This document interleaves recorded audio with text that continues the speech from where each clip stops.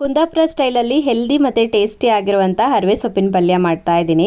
ಎಲ್ರಿಗೂ ನಮಸ್ಕಾರ, welcome back to Sandhya Shetty's kitchen. ಇವತ್ತಿನ ವಿಡಿಯೋದಲ್ಲಿ ಕುಂದಾಪುರ ಸ್ಟೈಲ್ ಹರವೆ ಸೊಪ್ಪಿನ ಪಲ್ಯನ ಯಾವ ಥರ ಮಾಡೋದಂತ ನೋಡೋಣ. ರುಚಿ ಅಂತೂ ತುಂಬಾ ಚೆನ್ನಾಗಿರುತ್ತೆ.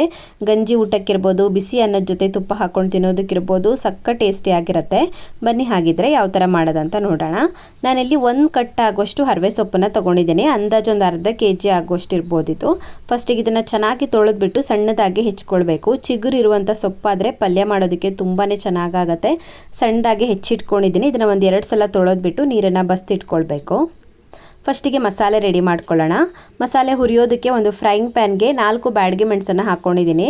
ಬ್ಯಾಡಗಿ ಮೆಣಸನ್ನು ಮೀಡಿಯಮ್ ಫ್ಲೇಮಲ್ಲಿ ಒಂದು 2 ನಿಮಿಷ ಹುರ್ಕೊಳ್ಬೇಕು. 2 ನಿಮಿಷ ಹುರ್ಕೊಂಡ ನಂತರ ಅದೇ ಪಾತ್ರೆಗೆ 1 ಟೇಬಲ್ ಸ್ಪೂನ್ ಆಗೋಷ್ಟು ಧನಿಯಾ ಕಾಳು ಹಾಕ್ಕೊಳ್ಬೇಕು. 1/4 ಟೀ ಸ್ಪೂನ್ ಆಗೋಷ್ಟು ಜೀರಿಗೆ ಹಾಕ್ಕೊಳ್ಬೇಕು. ಜೀರಿಗೆ ಜಾಸ್ತಿ ಬೇಡ, 1/4 ಚಮಚ ಹಾಕ್ಕೊಳ್ಳಿ ಸಾಕಾಗುತ್ತೆ. ಹಾಗೆಯೇ ಸ್ವಲ್ಪ ಕರಿಬೇವಿನ ಎಲೆಗಳನ್ನು ಸೇರಿಸ್ಬಿಟ್ಟು ಮತ್ತೆ ಹುರ್ಕೊಳ್ಬೇಕು. ಮೆಣಸನ್ನು ಸೇರಿಸ್ಬಿಟ್ಟು ಮತ್ತೆ ಮೀಡಿಯಮ್ ಫ್ಲೇಮಲ್ಲಿ 2 ರಿಂದ 3 ನಿಮಿಷದವರೆಗೂ ಹುರ್ಕೊಳ್ಬೇಕು.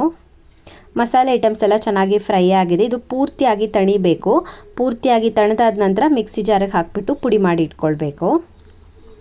ನಂತರ ಫ್ರೈಯಿಂಗ್ ಪ್ಯಾನ್ನ ಕಾಯಿಸಿ ಅದಕ್ಕೆ 3 ರಿಂದ 4 ಟೇಬಲ್ ಸ್ಪೂನ್ ಆಗೋಷ್ಟು ಎಣ್ಣೆ ಹಾಕ್ಕೊಳ್ತಾ ಇದ್ದೀನಿ. ನಾನಿಲ್ಲಿ ಕೋಕೋನಟ್ ಆಯಿಲ್ ಯೂಸ್ ಮಾಡ್ತಾ ಇದ್ದೀನಿ.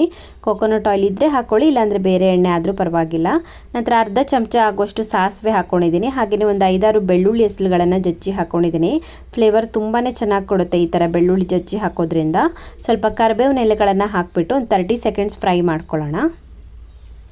ಫ್ರೈ ಆದ ನಂತರ ಇದಕ್ಕೆ 1 ಈರುಳ್ಳಿನ ಕಟ್ ಮಾಡಿ ಹಾಕ್ಕೊಳ್ತಾ ಇದ್ದೀನಿ. ಒಂದು ಮೀಡಿಯಮ್ ಸೈಜ್ನ ಈರುಳ್ಳಿನ ಸೇರಿಸ್ಬಿಟ್ಟು ಸ್ವಲ್ಪ ಹೊತ್ತು ಚೆನ್ನಾಗಿ ಮಿಕ್ಸ್ ಮಾಡ್ಕೊಳ್ಳಿ. 1 ಟೊಮ್ಯಾಟೋನ ಹಾಕ್ಕೊಳ್ಬೇಕು. ಒಂದು ಮೀಡಿಯಮ್ ಸೈಜ್ನ ಟೊಮ್ಯಾಟೋನ ಕಟ್ ಮಾಡಿ ಹಾಕ್ಕೊಳ್ಬೇಕು. ಟೊಮ್ಯಾಟೊ ಮತ್ತು ಈರುಳ್ಳಿನ ಸೇರಿಸ್ಬಿಟ್ಟು ಒಂದು ಸಲ ಚೆನ್ನಾಗಿ ಮಿಕ್ಸ್ ಮಾಡಿಕೊಂಡು ಟೊಮ್ಯಾಟೊ ಈರುಳ್ಳಿ ಸ್ವಲ್ಪ ಮೆತ್ತಗಾಗುತ್ತೆ ಅಲ್ಲಿವರೆಗೂ ಫ್ರೈ ಮಾಡ್ಕೊಳ್ಬೇಕು.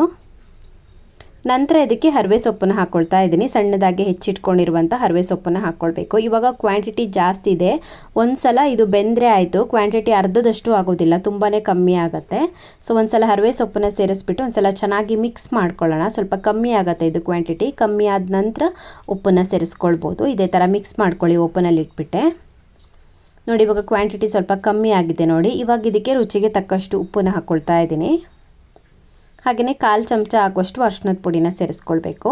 ಉಪ್ಪು ಮತ್ತು ಅರಿಶಿಣದ ಪುಡಿ ಸೇರಿಸಿ ಒಂದು ಸಲ ಚೆನ್ನಾಗಿ ಮಿಕ್ಸ್ ಮಾಡಿಕೊಂಡು ಮುಚ್ಚಿಬಿಟ್ಟು ಬೇಯಿಸ್ಕೊಳ್ಳೋಣ. ಇದನ್ನು ಬೇಗನೆ ಬೆಂದ್ಬಿಡುತ್ತೆ, ಒಂದು ಹಬೆನಲ್ಲೇ ಬೆಂದ್ಬಿಡುತ್ತೆ. ಮುಚ್ಚಿಬಿಟ್ಟು 2 ರಿಂದ 3 ನಿಮಿಷದವರೆಗೂ ಕುಕ್ ಮಾಡಿಕೊಂಡ್ರೆ ಸಾಕಾಗತ್ತೆ. ಹರವೆ ಸೊಪ್ಪು ಬೆಂದಾದ ನಂತರ ಇದಕ್ಕೆ ಇವಾಗ ಮಸಾಲ ಪೌಡರ್ನ ಸೇರಿಸ್ಕೊಳ್ಳೋಣ. ನಾವು ಮಿಕ್ಸಿನಲ್ಲಿ ಪುಡಿ ಮಾಡಿ ಇಟ್ಕೊಂಡಿದ್ದೀವಲ್ವ, ಆ ಮಸಾಲ ಪೌಡರ್ನ ಹಾಕ್ಕೊಳ್ಬೇಕು. ಪೂರ್ತಿ ಮಸಾಲೆನ ಹಾಕ್ಕೊಳ್ಳಿ. ಖಾರ ಇರೋದಿಲ್ಲ, ಇದು ಬ್ಯಾಡಗಿ ಮೆಣಸು ಹಾಕಿ ಮಾಡಿರೋದ್ರಿಂದ. ಮಸಾಲೆ ಪೌಡರ್ನ ಸೇರಿಸಿ ಇದಕ್ಕೆ 1 ಕಪ್ ಆಗೋಷ್ಟು ತೆಂಗಿನಕಾಯಿ ತುರಿನ ಹಾಕ್ಕೊಳ್ತಾ ಇದ್ದೀನಿ. ನಾನು ಇದಕ್ಕೆ ಅರ್ಧ ತೆಂಗಿನಕಾಯಿನ ಯೂಸ್ ಮಾಡಿದ್ದೀನಿ. ಮೀಡಿಯಮ್ ಸೈಜ್ನ ಅರ್ಧ ತೆಂಗಿನಕಾಯಿ ಯೂಸ್ ಮಾಡಿದ್ದೀನಿ. ಮಸಾಲೆ ಪೌಡರ್ ಮತ್ತು ತೆಂಗಿನಕಾಯಿ ತುರಿನ ಸೇರಿಸ್ಬಿಟ್ಟು ಒಂದು ಸಲ ಚೆನ್ನಾಗಿ ಮಿಕ್ಸ್ ಮಾಡ್ಕೊಳ್ಳಿ. ಚೆನ್ನಾಗಿ ಮಿಕ್ಸ್ ಮಾಡಿಕೊಂಡು ಮುಚ್ಚಿಬಿಟ್ಟು ಮತ್ತೆ ಕುಕ್ ಮಾಡ್ಕೊಳ್ಬೇಕು. ಮುಚ್ಚಿಬಿಟ್ಟು ಮತ್ತೆ ಒಂದು 5 ನಿಮಿಷದವರೆಗೂ ಮೀಡಿಯಮ್ ಫ್ಲೇಮಲ್ಲಿ ಕುಕ್ ಮಾಡಿಕೊಂಡ್ರೆ ಆಯಿತು, ರೆಡಿ ಆಗಿಬಿಡುತ್ತೆ. ಇದು ಜಾಸ್ತಿ ಹೊತ್ತು ಬೇಕಾಗೋದಿಲ್ಲ, ಟೈಮ್ ಕೂಡ ಕಮ್ಮಿ ಸಾಕಾಗುತ್ತೆ. ಸಿಂಪಲ್ ಆಗಿನೂ ಮಾಡ್ಕೊಳ್ಬೋದು, ರುಚಿಯಾಗಿ ಇರುತ್ತೆ.